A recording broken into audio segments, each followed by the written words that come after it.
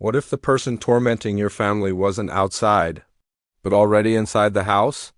Tonight, we open the case file of Daniel LaPlante, one of the most chilling real-life stories of psychological terror, disappearance, and murder in suburban American history.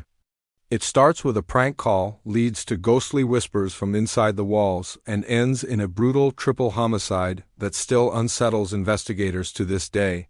This isn't fiction. It's the true story of a teenager whose twisted obsession turned deadly. In the mid-1980s, the small town of Townsend, Massachusetts, seemed peaceful. It was the kind of place where neighbors knew each other, doors were left unlocked, and kids rode bikes until sundown.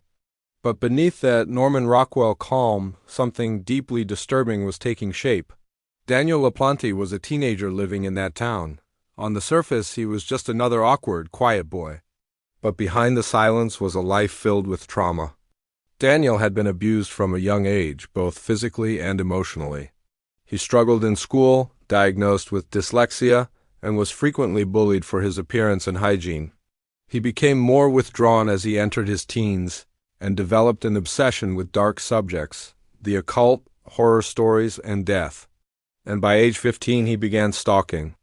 One day in 1986, Daniel somehow got the phone number of a local girl. Tina Bowen, he called, pretending to be someone else. Using a fake name, a fake voice, and false charm, he convinced her he was a popular athletic boy from a nearby town. Tina, intrigued, agreed to meet. When they met in person, Tina was stunned. Daniel looked nothing like he had described. He was scruffy, socially awkward, and intense. The date was uncomfortable, and she decided she didn't want to see him again, but Daniel wasn't done. Weeks later, strange things began happening in the Bowen household. At first, there was little things, items misplaced, doors open that had been closed, but then came the voices. Late at night, Tina and her sister Annie began hearing someone whispering their names. Their mother dismissed it as stress. Then the notes started appearing. Handwritten messages scrawled on the walls in crude ink, saying things like, "I'm watching you. Come find me. You should have picked me." They thought it was a cruel prank, until the furniture began moving. One night, the girls found a picture frame turned upside down. Another time, the TV was on in the middle of the night with no one near the remote. It was escalating, and the worst was yet to come. Eventually, the Bowens called the police. But each time, officers found no sign of forced entry, no footprints, no fingerprints. They suggested maybe the girls were making it up. But Tina knew something was terribly wrong. Then, one night, the family came home to something horrifying. A message written in what looked like blood smeared across the wall. Asterisk, asterisk, I'm in your room. Come find me. The family ran out and called the police immediately. This time, the investigation was thorough. Officers scoured the home, searching every closet, every crawl space. That's when they found a panel in the wall behind a built-in cabinet in the basement. They pried it open. Inside was Daniel LaPlante. He had been living inside their walls for weeks, watching the family through small holes he'd drilled in the drywall. He had created a network of secret tunnels in the structure of the house, moving undetected between rooms.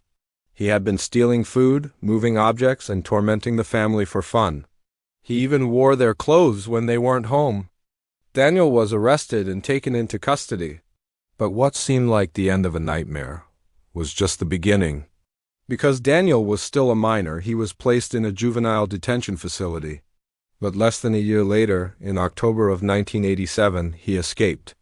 And within days, a far more horrifying crime would take place. In the quiet town of Pepperell, Massachusetts, just a few miles away, 33-year-old Priscilla Gustafson and her 2 children were home for the holidays. Priscilla was a nursery school teacher beloved in the community. Her husband returned home one evening to find the worst possible scene. His wife had been raped and murdered. She was found face down in her bed, shot multiple times. Their children, 7-year-old Abigail and 5-year-old William, were found drowned in separate bathtubs. The home showed signs of a break-in, but something about the crime felt personal, vicious, calculated. Daniel LaPlante was arrested days later after a massive manhunt. He was hiding out in a nearby forest.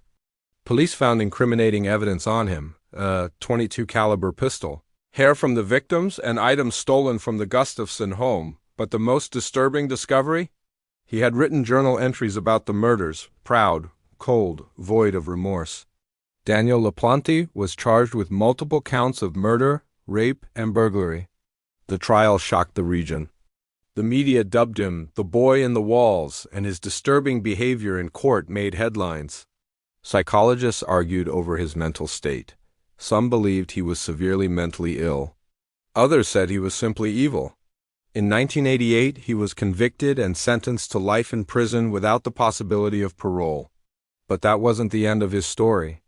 In the years that followed, LaPlante filed numerous appeals, claiming his sentence was too harsh due to his age at the time of the murders. In 2017, he was granted a parole hearing, but the families of the victims testified passionately against his release. He remains in prison to this day. Daniel LaPlante's story is more than just a murder case. It's a haunting reminder that sometimes the things we fear most aren't strangers outside our window, but what we can't see inside our own homes, behind the walls, beneath the floorboards. Waiting. Subscribe for more real stories that should be fiction but aren't.